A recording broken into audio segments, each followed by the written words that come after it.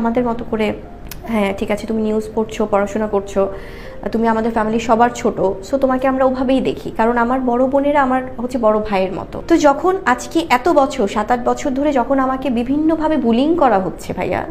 এটা cyber bullying বলি বা সেটা হচ্ছে যে নানানভাবে যখন আমাকে নিয়ে কোনো একটা কিছু কিছু গ্রুপ, যেগুলো আমি একদম বলতে পারবো ভাই এগুলো হচ্ছে কিছু কিছু সিন্ডিকেট,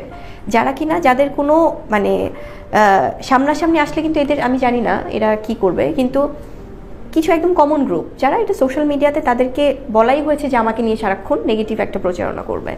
বা কোনো একটা ভালো পোস্ট হলে, ভালো আমার গান গেলে, ভালো গেলে তারা নেগেটিভ কিছু কিছু থাকে ফেক আইডি বা তাদের গ্রুপিং, যে তারা নেগেটিভ কমেন্টগুলো করে। এত কিছু এত বছর ধরে হচ্ছে, আমার ফ্যামিলির কেউ কিন্তু কখনো কথা বলেনি, কারণ তারা প্রথমেই বলেছে যে তুমি এই জগৎটাতে এভাবে আসলে আমরা চাই না। তো যখন আমি ভাইয়া আস্তে আস্তে করে ভালো ভালো সিনেমা করছি বা তাদেরকে আমি কনভিন্স করেছি, আমি তো স্রোতে গা ভাসিয়ে দিইনি, বা আমি তো আমার সে রেসপেক্টটা রেখে